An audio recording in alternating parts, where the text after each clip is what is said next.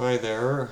I'm going to do a review of the movie Alien in reference to a bunch of new product that's been coming out, both Alien Romulus last year and now we have Alien Earth come out on Disney Plus.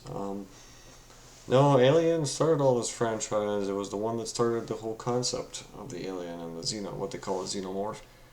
Um, Basic sci-fi horror movie, set up really well at the start, set its rules right away, didn't have to go into much more depth. In fact, ironically enough, there was no immediate plans for a sequel to this film. There was no plans until like the early 80s to decide to do a sequel.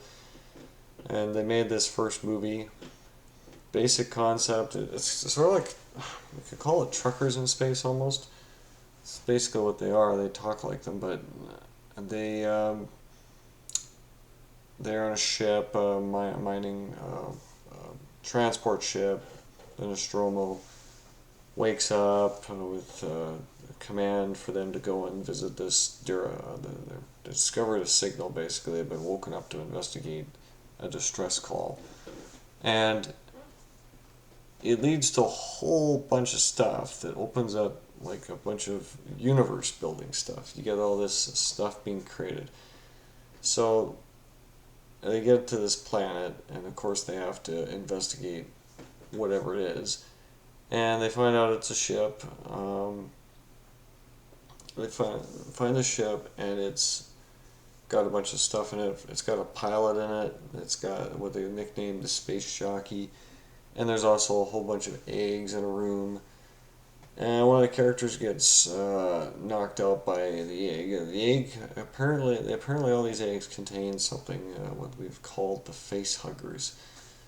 Face huggers basically commit. I don't know. I could put it mildly without using preferential words, but more or less they impregnate the human host or any host for that matter with an embryo of sorts. I don't know if I'd call it an embryo, but we'll just run with that for simplicity. And the whole point of it is that it's a facehugger, implants you impregnates you, and basically one character gets impregnated. They have to bring him back aboard. They violate their own quarantine rules. Yada yada yada. It's like it starts the ball going. All the movies have been basically this formula of this problem of they bring him back aboard. They were supposed to observe quarantine. It gets violated, and of course the guy's been in a coma, and so when he wakes up in a few minutes, he ends up with what they call a chest burster. Every movie has done this, the chest burster. No movie has changed this formula of the chest burster. Infamous scene. Chest burster comes out. It runs around. They have to figure out what it is to find it. And of course, these are not people armed with very much. They got like a cattle prod basically, and that's about it. They don't really have very much because there was no intention of doing much. They have a flamethrower and a cattle prod. That's about all they got. They're mining a transport ship. They're not designed to have a lot of anything. So they do a search for this creature and only to find out it's growing substantially. It's much bigger than a human. And it's very, very malevolent, to say the least. It's a very malevolent creature. I don't think any of the shows have ever defined exactly why it's so malevolent, but it's supposed to be the perfect creature. And of course, through the movie, there's little subtle hints that indeed one of the characters happens to be an android, and he's busy protecting company interests, and so he tries to knock out the crew. That doesn't turn successful, but he does tell him, it's the perfect creature. Doesn't have any moral cores. I was like, it's more or less just a movie monster. It's designed to just do one thing: kill everybody on the ship, which for most part does. And that's Yeah, that's Alien. It's not even really referencing an extraterrestrial. It's referencing a foreign object, more or less a metaphor for something that is alien. Not so much something that is alien in terms of an extraterrestrial. But yeah, the ball is rolling, and the people have to find a way to get back on a transport ship to get away from this main ship and trying to get away from this creature. But they end up being not very successful, and of course, the only person that gets away is someone named Ellen Ripley, and she does get away, but she ends up losing everybody she knows on that ship.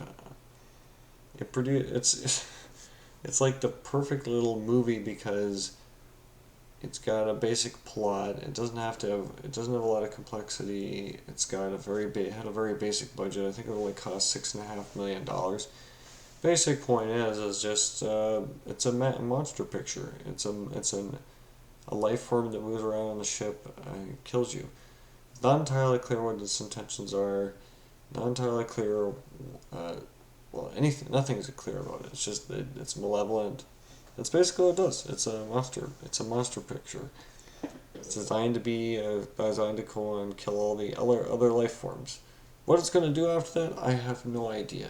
It just does that. It just does things. Excellent concept there. But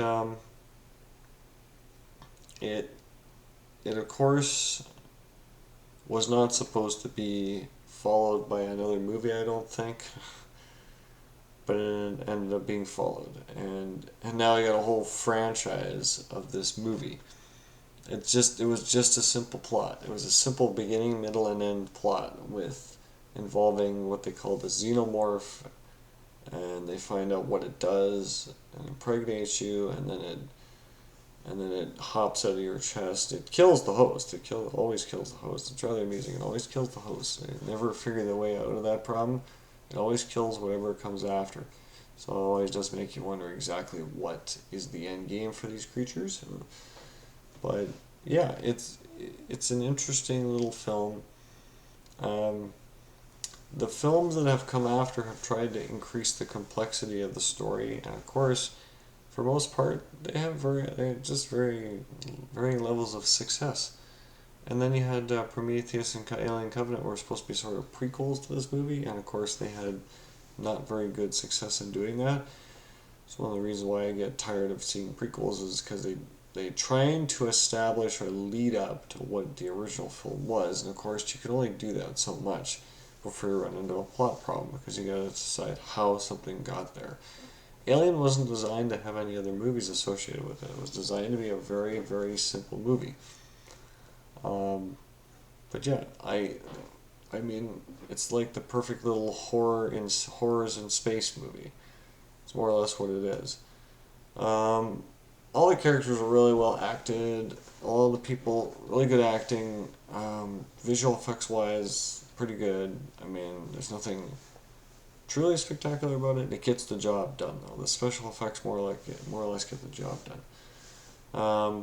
It's set up Sigourney Weaver as being like this person who, one of the few females in the day that could open up an action movie. So it did that. Now she's been etched in history.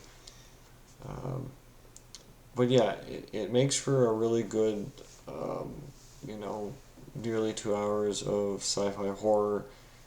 Not too much else going on. It's a very simple plot. It doesn't have any messaging going on. It's very straightforward.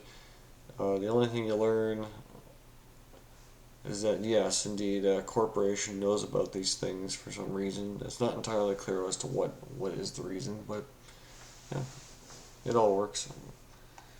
Uh, I give it a perfect score, near perfect. It works. It's good.